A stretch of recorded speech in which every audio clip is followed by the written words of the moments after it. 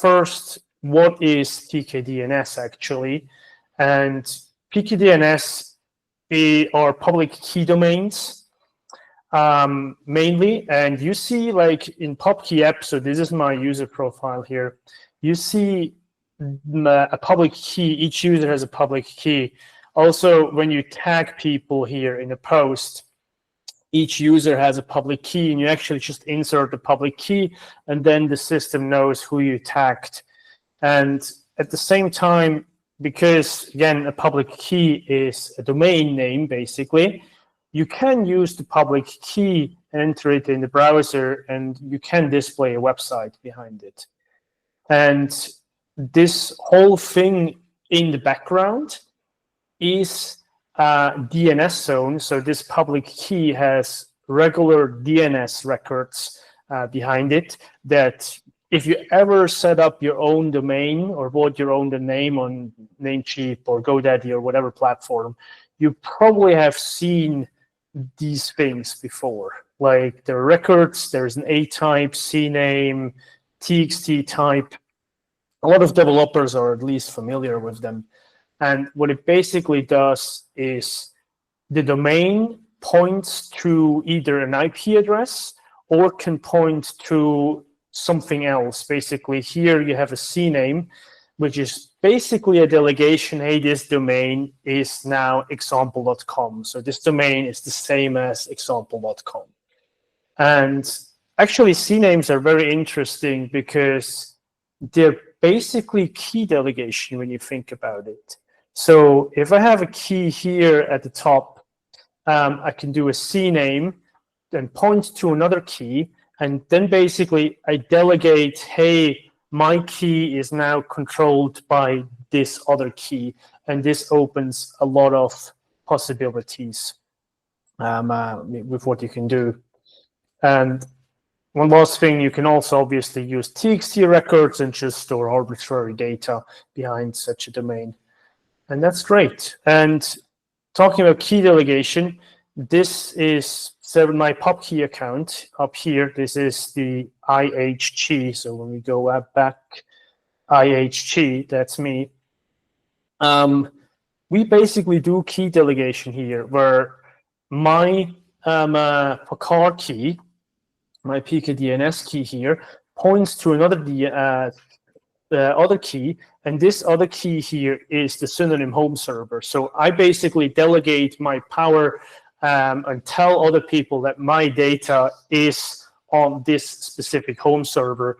And again, if the home server doesn't behave like I want, I just change this value here and point to a new home server, move my data over, and just keep going. You do have a credible exit, like John just told you. And so here, 8UM, this is this one here, and here is the actual IP address of this home server here. So we actually know where to look for your data.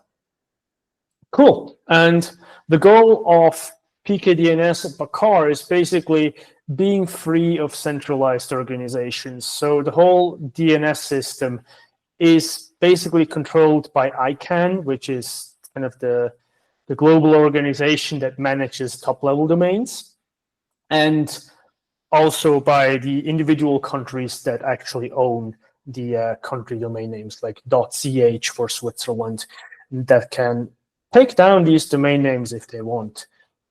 And then another problem is the certificate authorities to do and to like transport encryption. You need a certificate, and there are certificate authorities at the back. And these are also, yeah, if they don't want you, they cannot give you a certificate, although that's not, it's a smaller problem than actual DNS and ICANN here. And yeah, the goal is to have a standard that is very close to the current web standards, but just without these authorities. Cool. And these domains, as Sean just mentioned, I'm going to be very quick here. They're stored on the mainline DHT, and the mainline DHT with its 10 to 15 million nodes, which is distributed all over the planet. As you see here, this is a visualization, is a really robust decentralized network that you can't really just take down. just, yeah, it's very difficult. If you want to go a little deeper into how censorship resistant the mainline DHT and therefore public key domains are, I wrote 2 blog posts here. We're probably going to share this slide anyway at the end. I'm going to post a link into the chat and then you can have a look.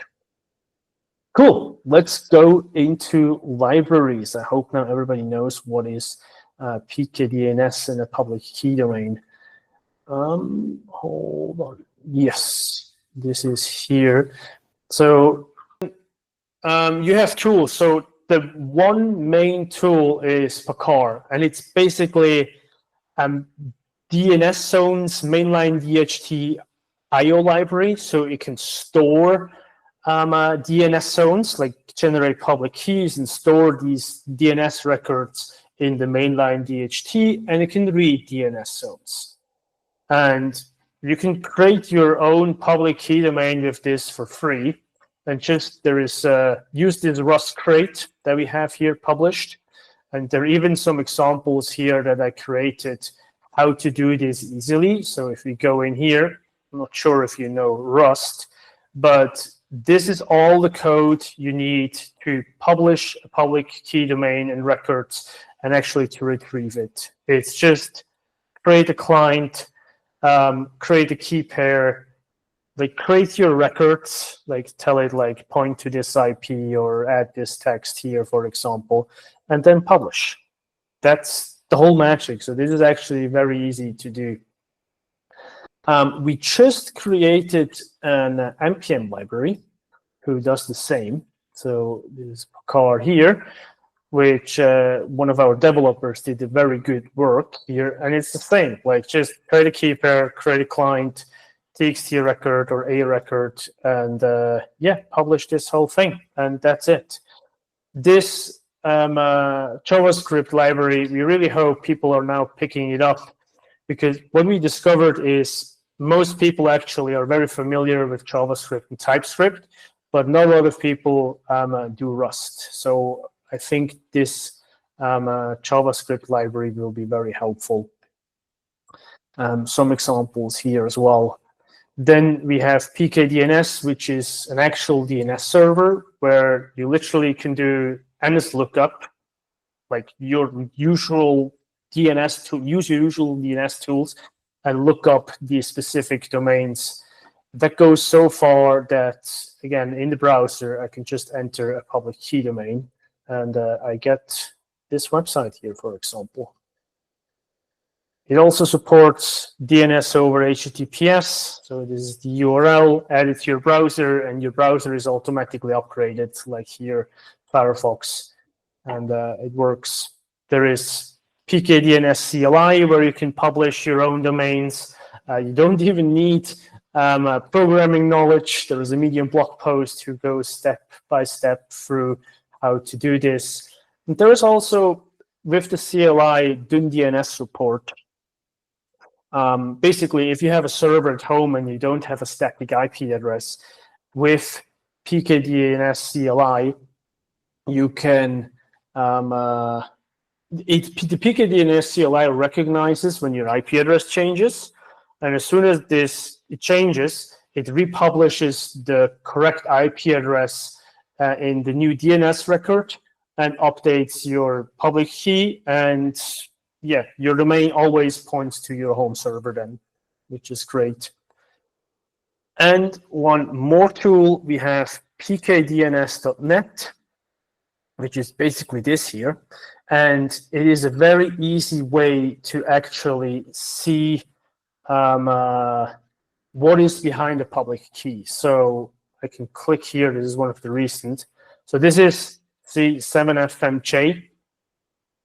7FMJ. So this is this domain. And these are all the records that are hosted behind this domain here. And we can actually, hold on, do I have it?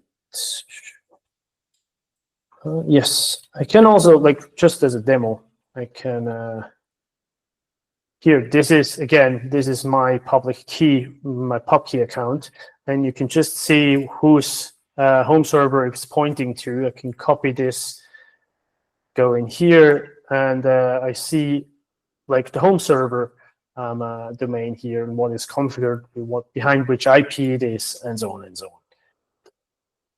Yes, good. There's also just quick Pubky TLS proxy, which is a TLS terminating proxy. If you want to use Nginx or other reverse proxy. And this is the whole ecosystem, basically. So there's a lot of tools now we have created. Future plans. We want to create a small library on top of Pubky that is basically a PKDNS resolver. So Pubky is like DNS zone IO library. You can read zones and like write zones, basically. But we want to also do like recursive lookups, proper recursive lookups that actually follows the CNAME and like where like all these key delegations, basically. And we want to create a proper library for this, where you can just do, okay, this is the key, give me the IP address for this, and it just does the recursive lookup. There's also talks, it always pops up again, like maybe have a Pubky browser where all the public key domains in the browser and Pubky TLS is supported out of the box. We just haven't time yet for that, but it would be very nice, so let's see. And yeah, we just keep working on more docs and reliability improvements in the whole platform, especially the goal of Q3, Q4 is hopefully having a lot more developer documentation. Cool. Good. That is basically it. Thanks, sir. I agree with the chat that I'd like to see it in Brave or some other browsers as well. When we originally were deciding the format for the Pubky app, we actually did research to rule out whether to do it as a web browser in the first place. And it just seemed like it was just going to take a much bigger team to do it properly. And so that's one of the reasons why we haven't moved in that direction yet. But yeah, it would be nice to have at least a basic fork to support all this, the PKDNS aspects. I won't spoil it yet, we'll talk about it later, but that will segue into some bounty concepts that we're going to put out there for people if they're interested in building as well. And before we move on to the next phase, I'll also mention that some of you may have noticed in the original promotion for this event that one of the demo items was to be how to run your own home server. There was much internal preparation and debate about this because technically our home server is not exactly something that's easy to run and meant to be just run by anyone yet. But we did have a demo that we were going to do for how to run Pubky testnet and be able to have some local environment to work with. But that still needs some polish. So maybe the next dev call will have something around that. But generally, we're working a lot on trying to get the home server to be in a place where it's easier to run and more ready for you to build with. Pav, please proceed. Should we answer some of the questions that we got in the chat first? Sure. I think from Aliash and I think Rudiger. Yeah, so I just see the one from Aliash. It's how you're dealing with IANA. I don't know yet. I don't know. So IANA is, as far as I know, is the organization that distributes or assigns the IP address subnets. And correct me if I'm wrong here, Aliash. And I have no idea how to replace IP addresses yet or make them decentralized. Maybe in 5 years, I know more. We'll see. I think the good news is if we can figure out getting a lot of people to just use these keys as identities, you can kind of recreate something else with that later.